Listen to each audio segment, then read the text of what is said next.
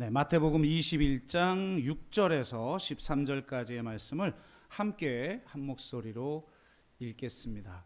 같이 읽겠습니다. 제자들이 가서 예수께서 명하신 대로 하여 나귀와 나귀 새끼를 끌고 와서 자기들의 겉옷을 그 위에 얹음에 예수께서 그 위에 타시니 무리의 대다수는 그들의 겉옷을 길에 펴고 다른 이들은 나뭇가지를 베어 길에 펴고 앞에서 가고 뒤에서 따르는 무리가 소리 높여 이르되 호산나 다윗의 자손이여 찬송하리로다. 주의 이름으로 오시는 이여 가장 높은 곳에서 호산나 하더라. 예수께서 예루살렘에 들어가시니 온 성이 소동하여 이르되 이는 누구냐 하거늘 무리가 이르되 갈릴리 나사렛에서 나온 선지자 예수라 하니라. 예수께서 성전에 들어가사 성전 안에서 매매하는 모든 사람들을 내쫓으시며 돈 바꾸는 사람들의 상과 비둘기 파는 사람들의 의자를 둘러 엎으시고 그들에게 이르시되 기록된 바 내 집은 기도하는 집이라 일컬음을 받으리라 하였거늘 너희는 강도의 소굴을 만드는도다 하시니라. 아멘.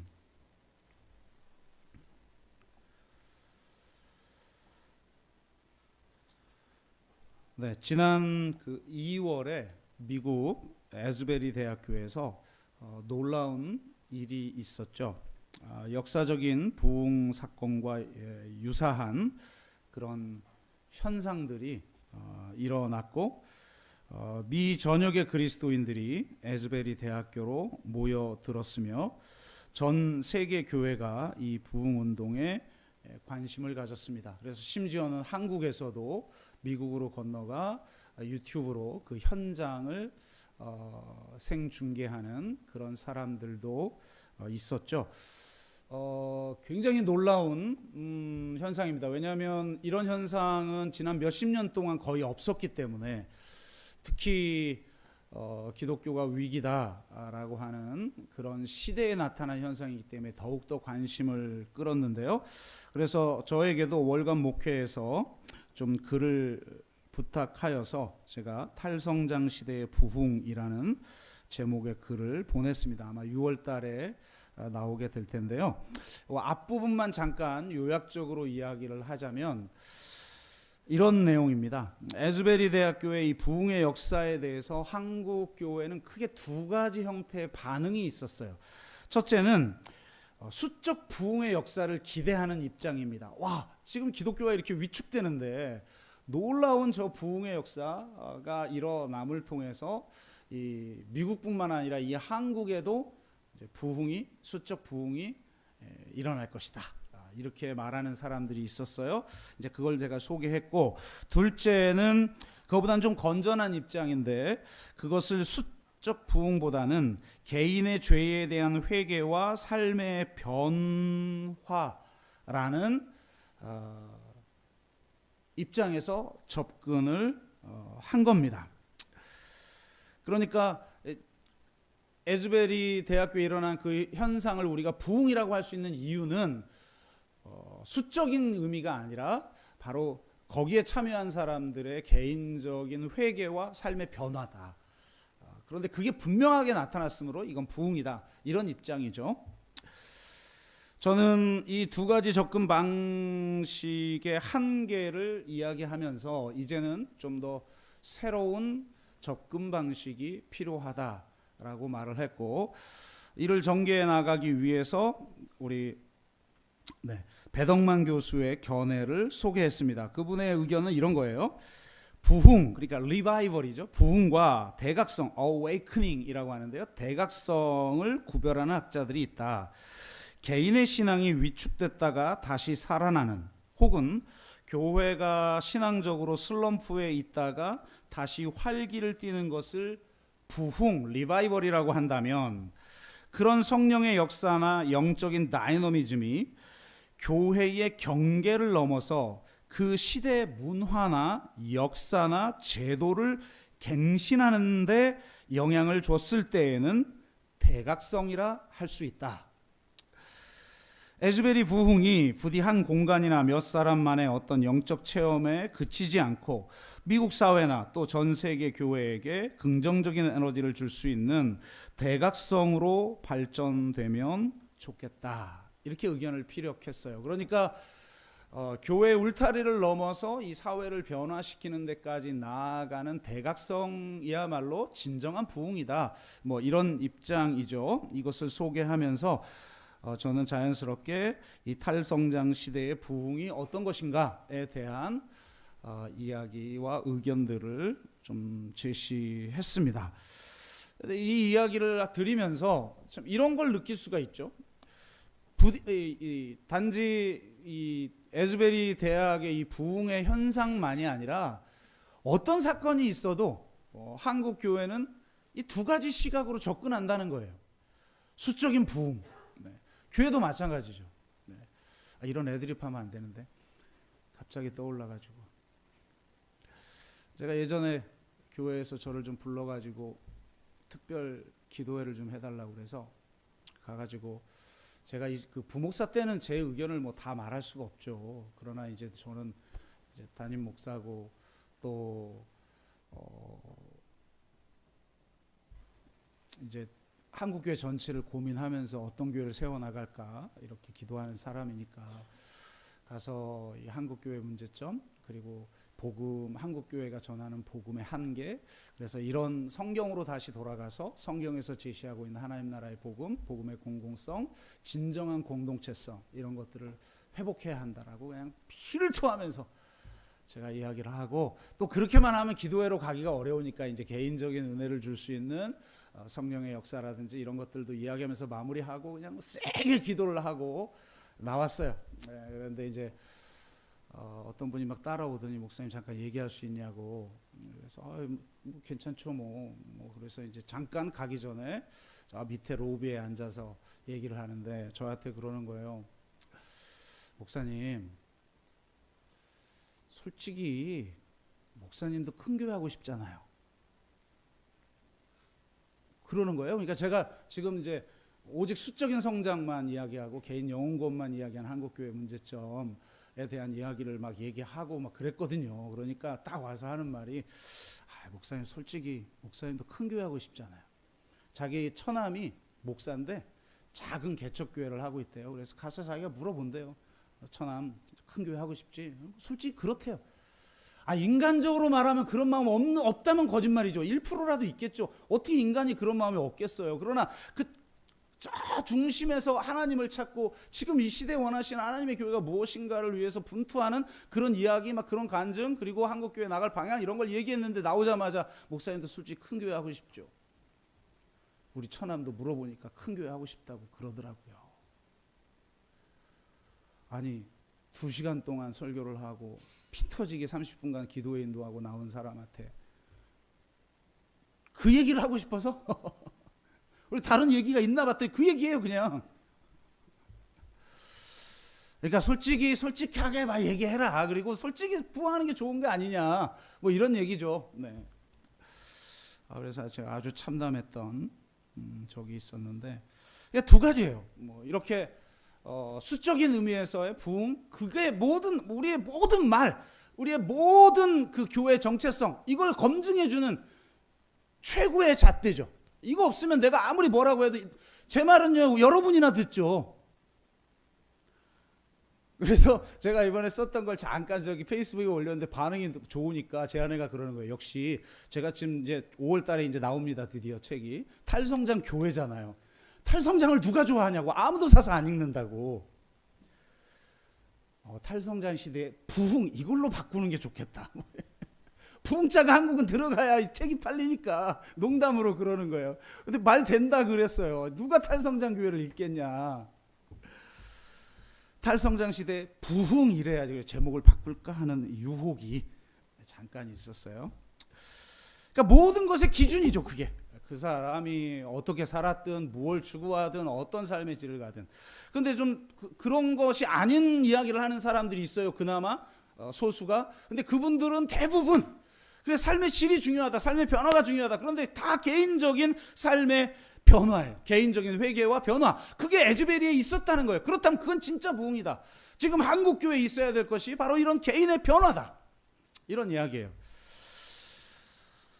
그럼 왜 도대체 한국 교회는 어떤 사안이든 이 두 가지 입장밖에 없는 것일까? 그것은 바로 기독교의, 제가 누차 이야기하지만 기독교의 복음이 사사화되어 버렸기 때문이다. 이건 사실은 근대 이전까지는 이런 복음은 없었어요, 여러분. 기독교 역사상 500년 이전 1500년 동안은 우리가 지금 전하는 사형리 같은 브릿지 전도 같은 복음은 존재하지가 않았어요. 근대 사회가 만들어지면서 종교는 종적 영역에 건드리지 마라. 오직 사적 영역, 개인의 영역만 건드려라. 그러면서 복음이 사사화되면서 개인 영혼의 구원 복음으로 축소돼 버렸단 말입니다. 그러니까 복음이 종교, 정치, 경제, 사회, 문화, 가정 등 삶의 전 영역에 대한 것이 아니라 오직 개인 영혼 구원 차원으로 축소되어 버렸던 것이죠. 이런 축소화가 만들어낸 여러 해석학적 틀이 있어요. 우리의 사고의 틀 혹은 해석학적 틀이라는 게 있어요. 그게 굉장히 다양한데, 예를 들면 믿음과 행함을 극단적으로 분리시키는 거라든지, 보통 정의의 개념을 사회에서 말하는 그 율법적인 시각으로 등치시켜 버리고 오직 사랑만을 이야기한다든지, 성경에서 말하는 정의는 급진적 사랑의 실천인 것인데 완전히 왜곡돼 버리는 이런 해석학적 틀이 있어요. 그 중에 하나가 뭐냐? 바로 예수는 정치적 메시아가 아니다라는 명제입니다.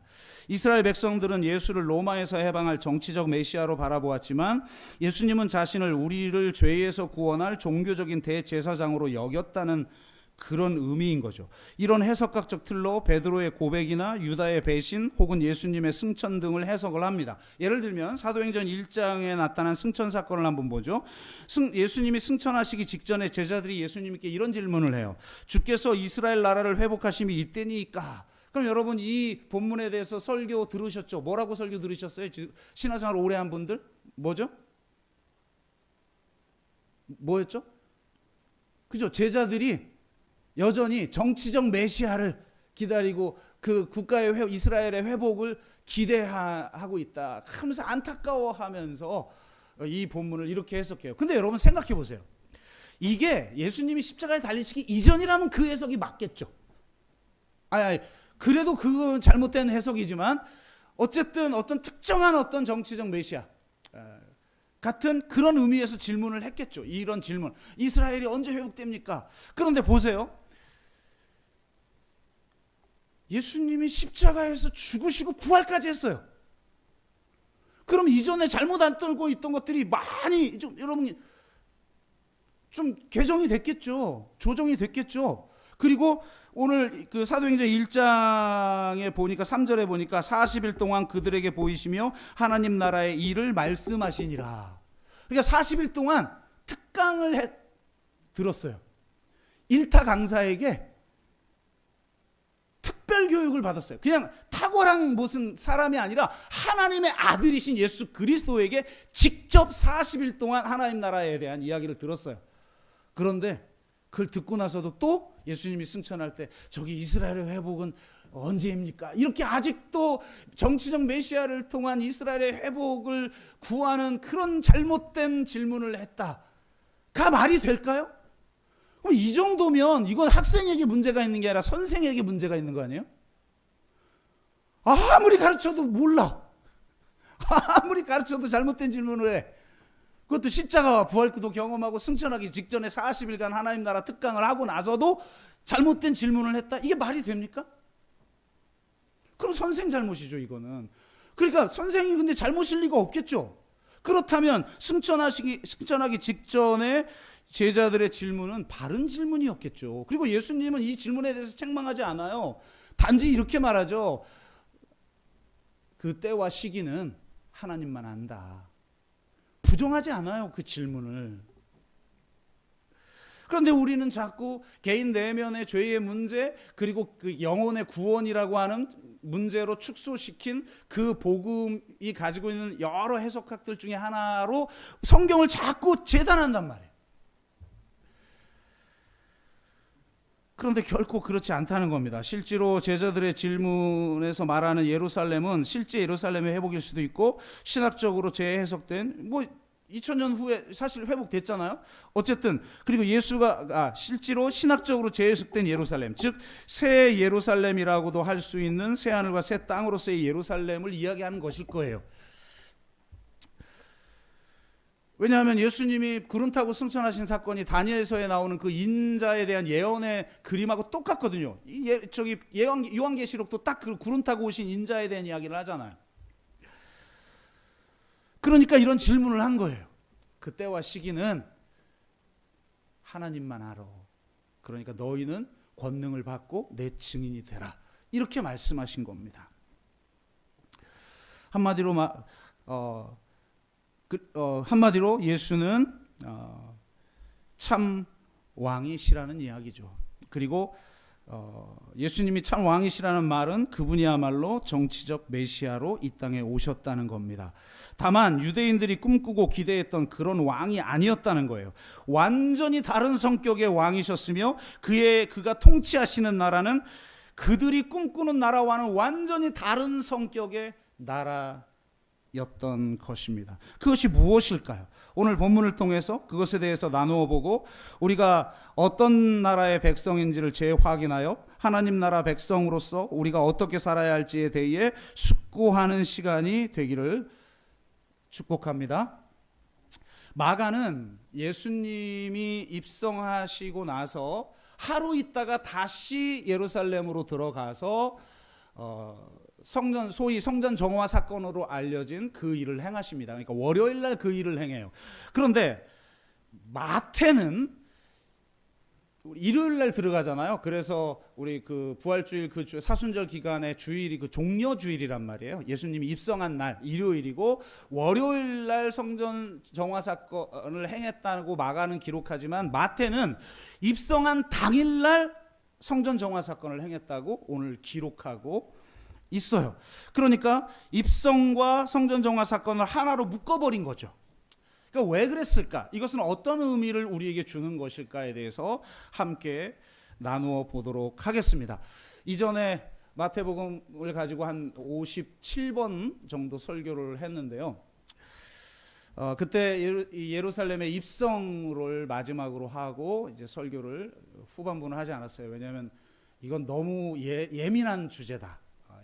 왜냐하면 저 갈릴리에서 막 사역했을 때 막 소문을 듣고 여기 예루살렘에서 누굴 파견하잖아요. 그럼 파견한 사람이 예수님한테 막 질문해요. 그럼 그 질문에 대해서 답변하는 정도 수준이란 말이죠. 갈릴리에서의 충돌은. 근데 이제는 예수님이 아예 그 본거지인 예루살렘에 입성을 하여 가지고 성전에서 충돌을 일으키잖아요.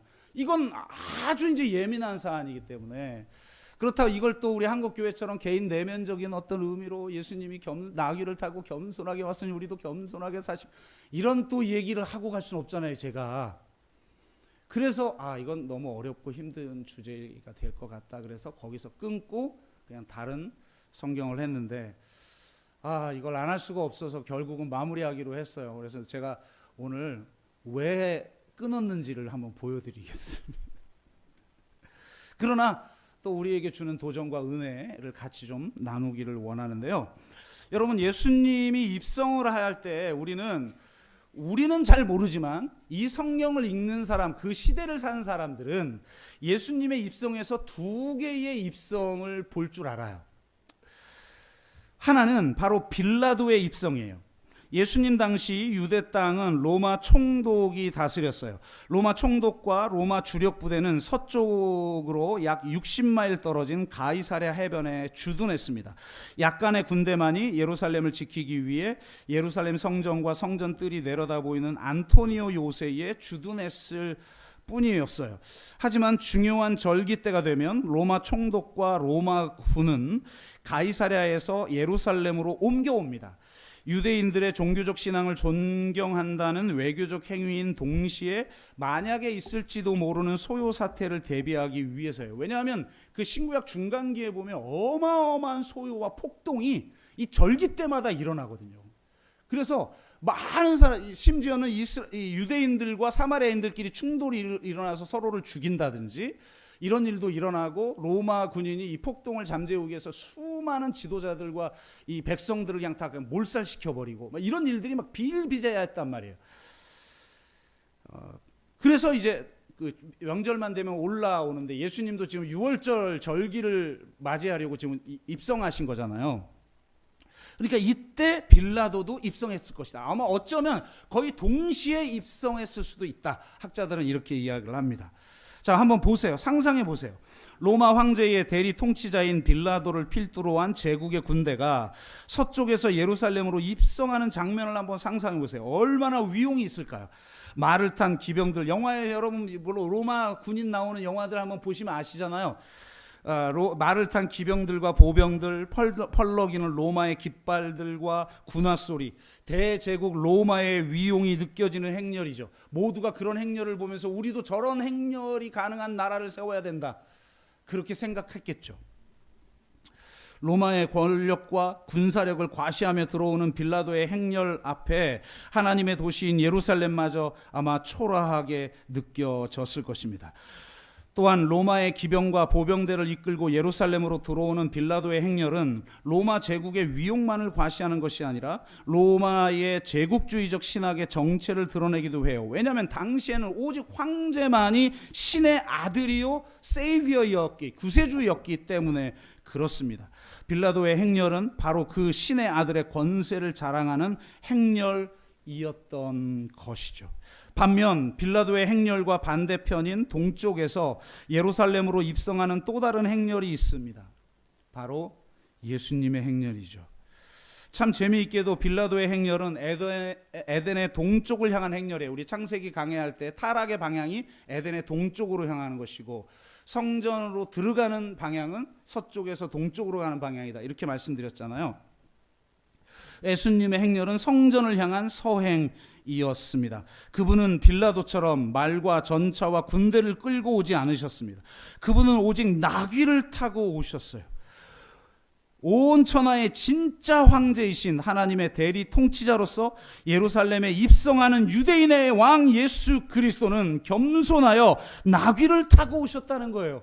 여러분 생각해 보세요. 왕이 취임식을 하는데 자기 궁으로 들어가는데 말도 아니고 나귀라니까. 일반 서민들이 짐 끄는 동물 아니에요. 짐 끄는 데 쓰는 동물 아니에요. 그거를 안장도 없이 타고 온다? 이거 얼마나 초라합니까?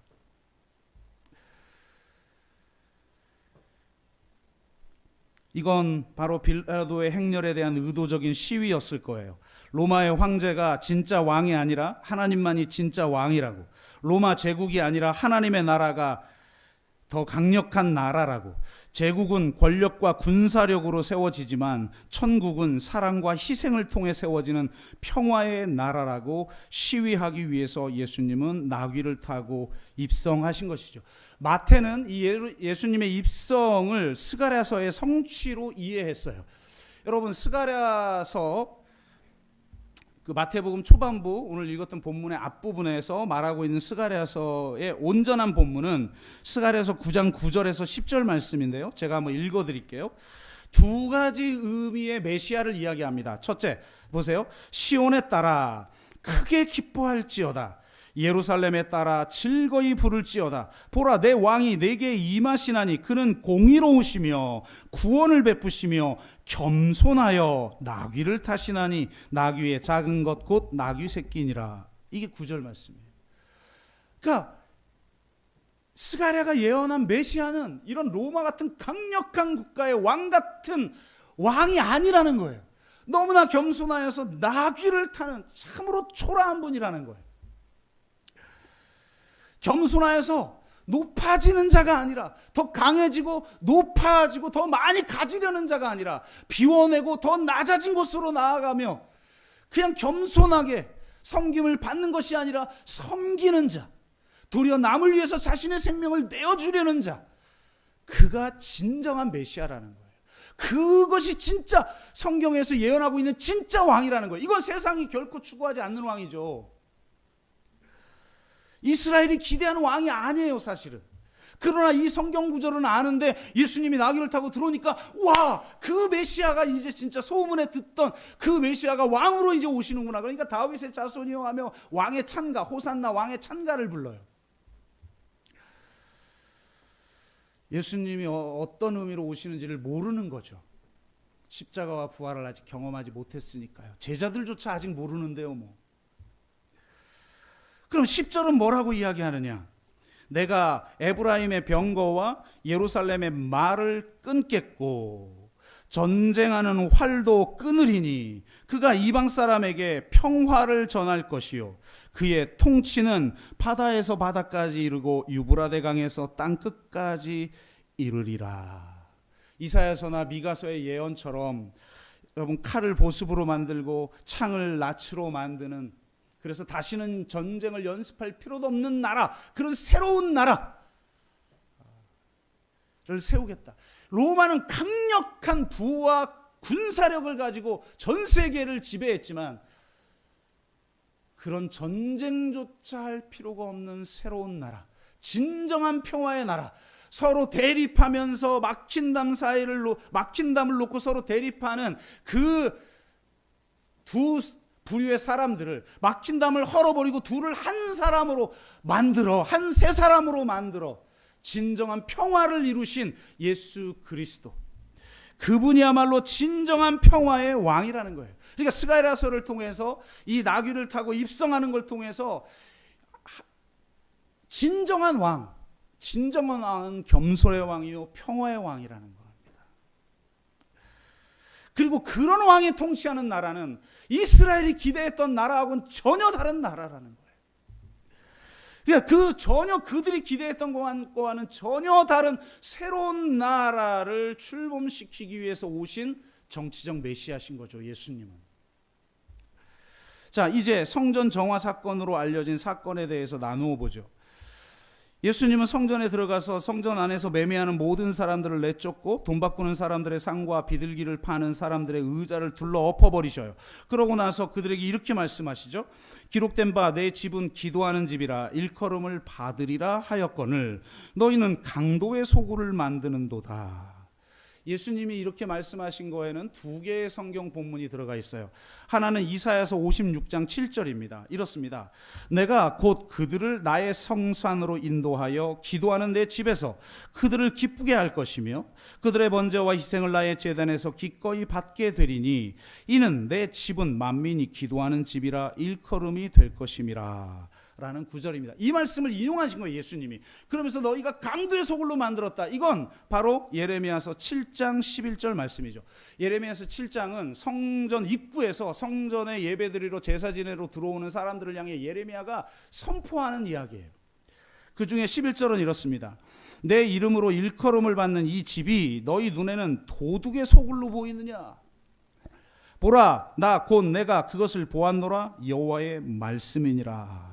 그러니까 이 두 개의 구절을 가지고 예수님이 지금 완전히 다 뒤집어 엎어버리고, 마태복음에는 안 나오는데 다른 복음서를 보면 뭐 채찍으로 그냥 다들 내쫓아버리고 굉장히 폭력적이시죠, 예수님이. 이거는 그 폭력이냐 비폭력이냐 이런 시각으로 접근하면 안 돼요. 이건 지금 예언자적 행위를 하는 것이니까. 그래서 이 두 개의 구절 중에 먼저 후반부에 있는 이 도적의 소굴에 대해서 나눠 봅시다. 성전을 도적의 소굴로 만들었다는 건 무슨 뜻일까요? 두 가지의 뜻이 함축되어 있는데요. 첫째는 예레미야 시대의 의미예요. 이것은 예수님이 살았던 당시 시대까지 이어지는 내용이라고 할 수가 있어요. 여러분, 여기서 도적의 소굴이 뭡니까? 물론 그 자체 장사하는 그 자체도 여러분 사회학적으로 연구를 해보면 이 지배 세력과의 커넥션, 엄청난 부당이익, 어마어마한 돈을 벌어들였거든요. 환전하는 사람, 매매하는 사람, 이런 사람들을 통해서 엄청난 그 판매하는 수익금에 엄청난 양이 다 이 위에 다 들어가지 않았겠습니까? 네. 그러니까 그래서 도적의 소굴이라고 그러는데 사실은 그러면 그건 현장에서 지금 도둑질하고 있는 거잖아요. 근데 예수님은 도둑의 소굴이라고 그랬단 말이에요. 그러니까 도적의 소굴은 지금 도둑질하는 곳이 아니라 도둑질하고 나서 돌아오는 자신의 은신처를 말하는 거예요. 그러니까 성전이 도둑질한 사람들이 와가지고 모이는 은신처가 돼버렸다라는 거죠. 도대체 왜 예레미야는 이렇게 이야기했을까? 바로 예레미야 7장 앞 4절에서 8절에 그 이유를 설명합니다. 너희는 이것이 여호와의, 그러니까 지금 여호와의 성전에 제사 드리러 오는 사람을 향해 지금 예레미야가 선포하고 있는 거예요. 그러니까 이러니 죽죠. 거의 죽을 뻔한 걸 구하고 결국 살지만 바른 소리 하면 죽게 돼 있는 거예요. 핍박받게 돼 있는 거죠. 부흥하려면 이런 소리 하면 안 돼요. 이렇게 얘기합니다. 너희는 이것이 여호와의 성전이라, 여호와의 성전이라, 여호와의 성전이라 하는 거짓말을 믿지 말라. 와, 선지자가 와가지고 이거 여호와의 성전이라, 이거 거짓말이야, 여호와의 성전 아니야 라고 말하는 거예요. 너희가 만일 길과 행위를 참으로 바르게 하여 이웃들 사이에 정의를 행하며 이방인과 고아와 과부를 압제하지 아니하며 무죄한 자의 피를 이곳에서 흘리지 아니하며 다른 신들 뒤를 따라 화를 자초하지 아니하면 내가 너희를 이곳에 살게 하리니 곧 너희 조상에게 영원 무궁토록 준 땅이니라. 보라, 너희가 무익한 거짓말을 의존하는도다. 그게 무슨 말이에요? 삶은 정의롭지 않게 이 부당한 사회적 구조 안에서 온갖 이득은 자기가 다 누리고, 그러나 자기는 부자가 되고 자기는 권세가 있으니까 그러지 못한 사람들 무시하면서 자기 의에 빠져서 살아가는 사람들, 실제로는 불의한 사람들. 그래서 세상에서 정의롭지 않게 살고 있으면서 우상을 숭배하는 자들에게 면죄부를 주는 성전 체제, 그게 바로 도적의 소굴이라는 거예요. 그래서 거기서 불의한 일을 행하고 세상에서 그땐 그리스도인 아니죠. 하나님을 믿는 하나님의 백성답게 전혀 살지 않고 있다가 성전에 와가지고는 나는 구원받았다라고 하는 그런 자들을 향해서 너희는 지금 하나님의 집을 도적의 소굴로 만들고 있다, 이렇게 말하고 있는 것이죠. 이것이 여전히 예수님 시대에도 이어지고 있어요. 그래서 예수님은 지금 예레미야가 했던 말을 똑같이 하는 거예요. 너희들이 지금 도적의 소굴로 만들고 있다. 세상에서 불의를 행하고 자기의 기득권을 누리고 이 예레미야가 했던 그 죄들을 그대로 짓고 있는 거죠. 그러면서 여기 예배 드리고 절기 때 하나님께 예물 드리고 여기 그 예물 드리기 편하게 이렇게 환전하고 여기서 재물을 사서 재물을 드리고 그러면 너희들이 하나님의 백성인 것 같아? 그렇게 말하는 자들이 모여 있는 곳, 이게 도적의 소굴이야 라고 말하고 있는 것이죠. 둘째로 예수님의 시대에만 있는 도적의 의미가 있어요. 여러분, 예수님 시대의 도적은 남의 물건을 무슨 훔치는 그런 사람이 아니에요. 예수님 시대의 도적은 이 제가 원어를 지금 분명히 넣었는데 삭제가 되어 있네요. 그 원어가 뭐였더라? 주님. 근데 꼭 영어로 읽으면 레지스탕트 같은 거예요. 그 헬라어 원어가. 그러니까 예수님 옆에 달린 도둑이 무슨 도둑질하다가 막 그냥 무슨 죄인인, 여러분 십자가는 정치범 아니면 달릴 수가 없는 형벌이에요. 그러니까 좀도둑 무슨 이렇게 못 박는 이런 게 아니라 로마의 반역한 자들만 달릴 수 있는 형벌이에요. 그 옆에 있는 강도는 혁명가예요, 혁명가.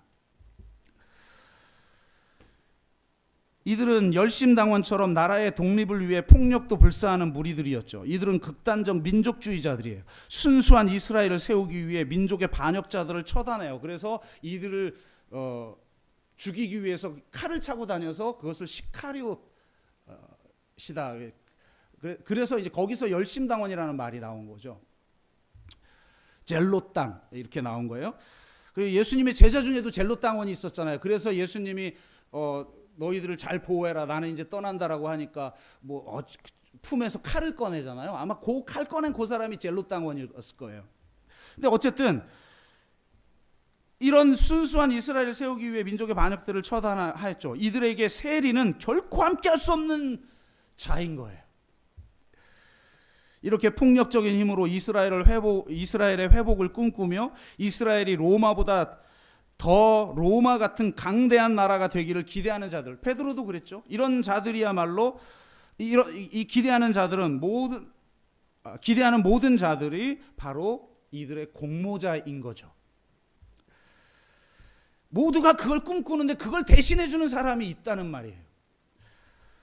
그러니까 그런 자들의 소굴이 돼버렸다는 거죠. 여기가 실제로 로마에게 핍박받을 때, 로마 그 성전이 무너질 때 이 모든 젤롯 당원들과 자객단들이 전부 예루살렘으로 집결하거든요. 여러분 보세요. 예레미야 시대의 불의의 최고의 희생자들은 누굴까요? 나그네와 고아와 과부이며 병자들과 장애인들과 창기들일 거예요. 예수 시대만의 의미에서 도적의 희생자들은 누굴까요? 아마도 세리일 거예요. 그런데 예수님은 놀랍게도 그들을 향해서 뭐라고 말하냐면, 야, 세리와 창기가 너희들보다 먼저 하나님 나라 들어갈 거야. 이거는요, 여러분, 그 시대의 사람들, 우리는 지금 이게 성경 말씀이니까 그러려니 듣지만 그 시대의 사람들에게는 어마어마한 이야기예요.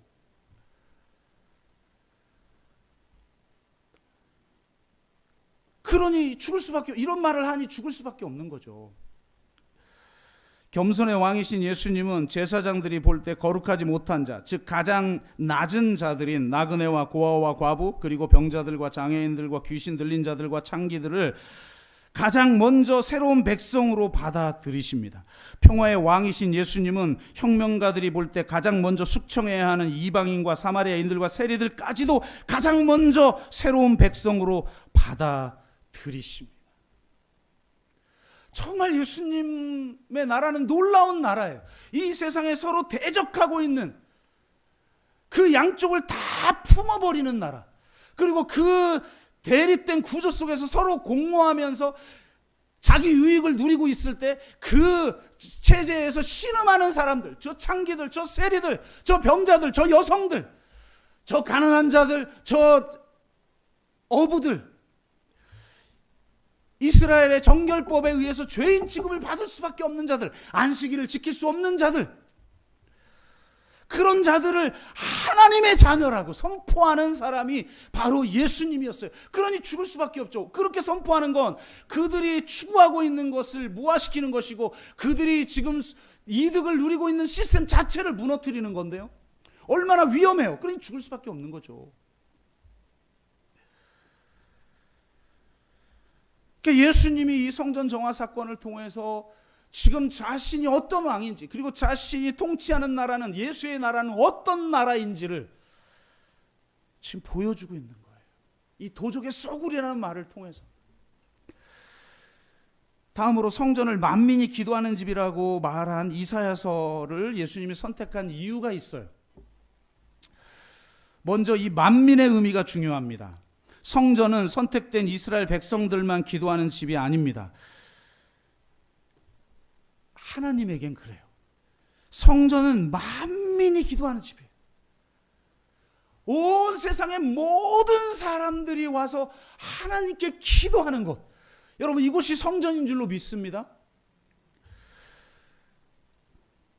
나그네와 고아와 과부, 병자와 창기, 그리고 이방인과 사마리아인과 세리까지도 모두가 다 함께 사랑의 공동체를 이루어 함께 기도하는 곳, 그곳이 성전이에요.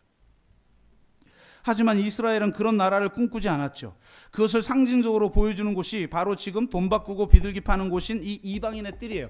성전 안에서는 장사 못합니다. 여러분, 그건 이 사람들이 이 성전을 얼마나 우상화할 정도로 섬기는 곳인데 장사를 허락합니까? 이방인의 뜰이라는 곳에서 장사를 하는 거예요. 성전 안이 아니라.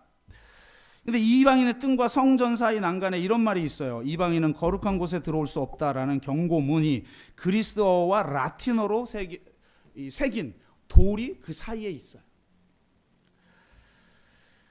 여러분, 이게 무슨 의미인지를 이해해야 돼요. 이스라엘은 그냥 종교와 정치, 경제, 문화, 이게 분리될 수 없는 지금 체제 속에 있는 나라예요. 이스라엘은요, 지성소를 중심으로 공간적으로 10단계로 나누어 거룩의 수군 후 위계적인 차별을 제도화시켰어요. 그래서 이 10단계가 있어요. 지성소부터 쫙쫙쫙쫙쫙 위계가 있어요. 그 공간에. 여러분 공간만이 아닙니다. 시간도 위계가 있어요. 어느 시간이 제일 중요할까요? 그렇죠. 안식일 당연하죠. 안식일 그다음 6월절 그러면서 쫙쫙쫙쫙 해가지고 9단계의 시간에 레벨루가 있어요. 위계 질서가 시간에도. 그러면 공간과 시간만 그럴까요? 거기에 사는 인간도 등급이 있습니다. 거룩함의 정도에 따라 11가지 계층 구조로 나누어져 있어요. 그러니까 저 위에 있는 등급 제사장, 레위인, 그다음에 일반 백성 뭐 이렇게 쭉쭉쭉 그러면서 뒤에서부터 뭐겠어요? 하자가 있는 사람들이겠죠? 쭉쭉쭉쭉. 예수님이 친구로 삼았던 사람들. 그 밑에 3분의 1 상위 3분의 1 밑에서부터 있는 사람들을 예수님은 친구로 삼았잖아요. 그러니까 그런 등급 없이 모두가 다 하나님의 사랑을 받고 하나님을 경외하는 왕 같은 제사장이 모인 그런 나라를 주님은 세우기를 원하셨던 거예요. 그런데 그들은 그걸 다 등급화시켜 버려서 아무나 올 수 없고 차별을 두는 거예요. 세상과 다를 바 없는 그런 위계적 구조를 가지고 있죠. 여러분 우리는 어떻습니까? 이런 위계 구조 속에서 어떻게든 위로 올라가려고 싶지 않아요? 여러분 자녀 왜 공부시켜요? 그 위계 구조 속에 밑에를 차지하면 사람 대접 못 받으니까. 여러분은 왜 이렇게 열심히 일합니까? 생존을 위해서? 아니죠. 인간다운 삶을 살려면 어느 정도 이 자본주의 사회에서는 돈도 있어야 되고 위계의 3층 구조를 가지고 있어야 되고 그런 사람과 네트워크도 가지고 있어야 되고 그러니까 그렇지 않으면 인간으로서의 품위를 유지할 수 없는 사회잖아요. 그걸 좀 유지해 보겠다고 바등바등 사는 것 자체가 참 이렇게 힘들게 살고 오신 분한테 이런 얘기들을 하고 있으니 그래서 제가 그때 끝낸 거예요.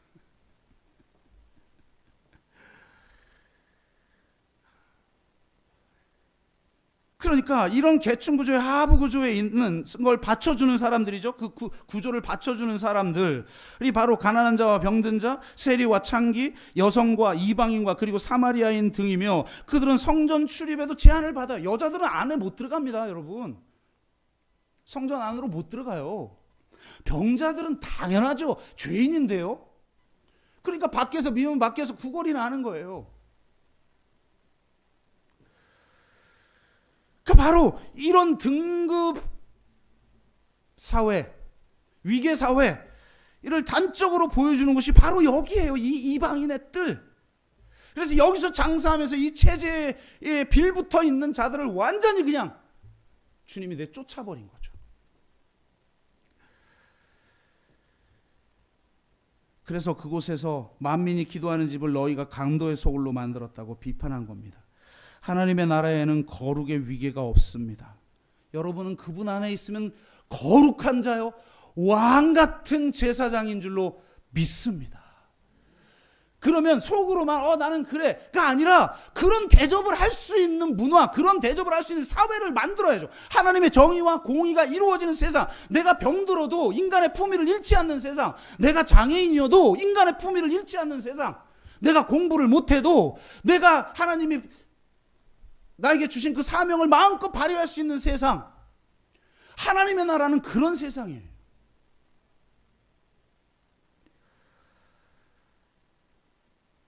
예수님은 자신의 죽음을 통해 성소의 휘장을 둘로 쫙 가르셨어요. 이거 엄청난 의미예요. 크게 두 가지 의미가 있어요. 우리가 1년에 한 번만 들어갈 수 있는 대제사장이 1년에 단 한 번 들어갈 수 있는 그 지성소에 보혈의 피에 힘입어 우리 같은 아무 자격 없는 모자란 저 밑바닥에 있는 주님 앞에 그냥 내세울 게 아무것도 없는 죄인인 그런 자들이 은혜의 보호자 앞으로 지성소로 나아가 하나님과 영적인 교제를 나눌 수 있는 이런 특권을 우리가 가지게 된 줄로 믿습니다. 아멘. 하나도 안 기쁘죠? 지성소로 나아가서 하나님하고 대화해 본 적이 없으니까, 교제를 해본 적이 없으니까, 하나님의 임재를 여러분 하나님의 임재를 경험하고 나면 진짜 나머지가 다 배설물처럼 여겨진다니까요. 그 은혜가 조금 희석되면 약간 배설물이 아니라 그냥 쓰레기 정도? 변이 아닌 쓰레기? 나중에 좀 은혜가 더 떨어지면 너무 갖고 싶은 보석으로 바뀌죠. 근데 와, 이 지성소로 우리가 들어가서 모세처럼 하나님과 친구처럼 신랑 대신 또한 예수 그리스도와 신부가 되어서 사랑의 친밀한 은밀한 그 영적 교제, 아가서에서 나눴던 그 친밀한 사랑의 교제를 나눌 수 있다. 와, 이게 우리 모두에게 주어진 특권이라니. 와, 이거 진짜. 그래서 여러분 여기 와서 지금 예배 드리는 거잖아요. 할렐루야. 나가서 지금 딴 거 하고 다 들러리, 들러리? 단풍 아니지 뭐죠? 이제 꽃도 다 졌어. 벚꽃 폈네 그랬더니 졌더라고요. 참 인생 이렇게 살면 안 되는데. 어쨌든 이 은혜. 그리고 또 하나, 우리가 지성소로 들어갈 수 있다는 것만이 아니라 이제 그 갈라진 틈으로 지성소가 이 세상으로 나와버렸어요. 할렐루야. 그래서 내가 서 있는 모든 곳이 하나님이 임재하면 그곳이 곧 지성소다. 아멘. 내 직장, 내 가정, 내 발 딛고 있는 모든 곳, 이 교회, 그리고 이 사회, 이 우주 전체가 하나님의 지성소가 되는 사건. 와, 이게 얼마나 우주적 사건이에요, 여러분. 이거는 예수님의 십자가 사건은. 그래서 여러분의 모든 삶의 현장 속에서 지성소를 경험하고 있습니까? 아멘. 예수님이 이를 위해서, 왜? 등급을 성소와 지성소 등급 만들어 놓고 성전과 이방인의 뜰 등급 만들어 놓고 막힌 담을 만들어 놓고 누군 들어가고 누군 못 들어가고 이런 위계의 사회 속에서 거기에 들어가지 못하는 사람들이 인간다운 삶을 살지 못하는, 하나님의 진정한 사랑을 누리지 못하는, 오직 자책감 속에서 내가 죄인이니까 이런 취급받고 살고 이렇게 살지 그러고 사는 그런 사람에게 내가 너를 사랑한다. 너는 왕같은 제사장이다. 너는 하나님의 걸작품이다. 와, 아멘. 이 세상은 우리를 그렇게 대우해 주지 않아도 하나님은 그렇게 대우해 주니 그걸 여러분 온전하게 누리십시오. 그리고 우리 가운데 그런 하나님의 나라를 실체화시켜서 이제는 권능을 받아 그것들이 하나님의 나라가 실체화되어 세상의 증거가 될 수 있도록 하는 증인의 공동체, 이게 교회예요. 말로만 해봤자 말에 있는 것이 아니라 능력에 있는 거예요. 권능이 임하여 거기에 하나님의 나라가 맛보기로 임하는 거예요. 나중에 주님이 재림할 때 온전한 하나님의 나라가 되겠죠. 그때는 여러분 상상도 할 수 없는 나라가 될 겁니다. 여러분 이거는 진짜 여러분 영을 못 봐서 그렇죠.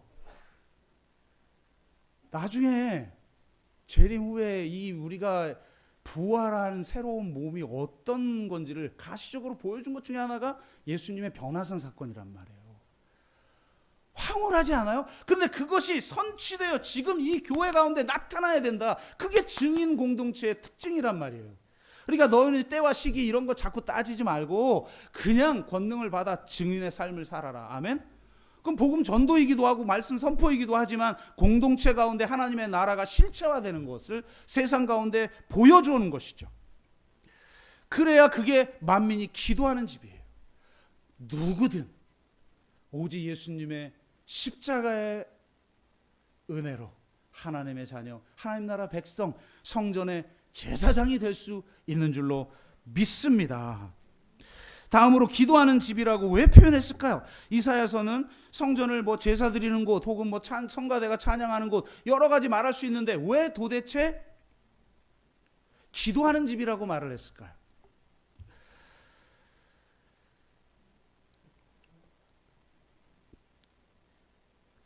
여러분, 이 공관복음하고 요한복음은 상당히 많이 달라요. 공관복음에서는 전부 너희가 만민이 기도하는 집인데 도적의 소굴로 만들었다. 그래서 이사야서와 예레미야서를 가져온단 말이에요. 그래서 도적의 소굴이 된 것에 대해서 문제 제기를 하는데 요한복음은 한 단계 더 깊이 들어가요. 그러면서 공관복음서는 전부 너희들이 만민이 기도하는 집인데 너희들이 도적의 소굴로 만들었다 이렇게 말하는데 요한복음만 예수님이 다르게 말해요. 이렇게 말합니다. 내 아버지의 집으로 장사하는 집을 만들지 말라. 그러니까 공간복음서는 전부 도적의 소굴이라고 그랬는데 요한복음만은 장사하는 집으로 만들지 말라고 그런 거예요.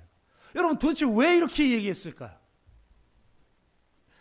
그 이유에 대해서 이건 하나의 패러다임인 거예요. 그 나라의 성격, 이 세상 나라는 장사하는 집이라는 거예요. 근데 하나님의 나라는 기도하는 집이라는 거예요. 그럼 장사와 기도가 어떻게 다른가? 이것을 제가 성자와 혁명가에서 이야기했습니다. 제가 조금 축약해서 읽어드릴게요. 장사는 거래지만 기도는 사랑이다. 아멘? 장사는 근데 우리는 기도도 거래를 하잖아요. 이게 문제죠. 장사는 거래지만 기도는 사랑이다. 장사는 거래를 통해 이익을 남기려는 데 목적이 있다. 장사는 철저히 계산적이기에 숫자가 중요하다. 하지만 기도는 사랑이기에 이익을 남기려고 하지 않고 온전히 자신을 내어준다. 사랑은 계산하지 않기 때문에 사랑 앞에서 숫자는 죽임을 당한다. 둘째, 장사는 수익을 중요하게 여기지만 기도는 인격을 중요하게 여긴다. 장사는 신이나 사랑이나 시나 영혼이나 마음조차도 이익의 수단으로 삼는다. 장사는 모든 것을 상품화한다. 하지만 기도는 사랑이기 때문에 돈이 아니라 인격을 중요하게 여긴다. 상품으로서의 가치가 아니라 그 자체를 가장 독특하고 아름답고 존귀한 작품으로 본다.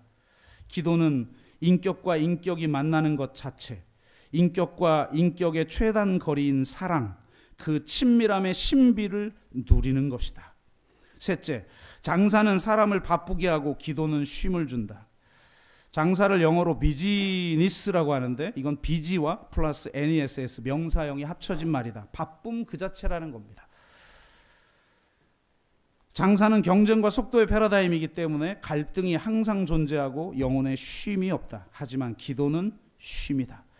사랑하면 거기에는 안식이 있다. 인격과 인격의 만남에는 쉼이 있다.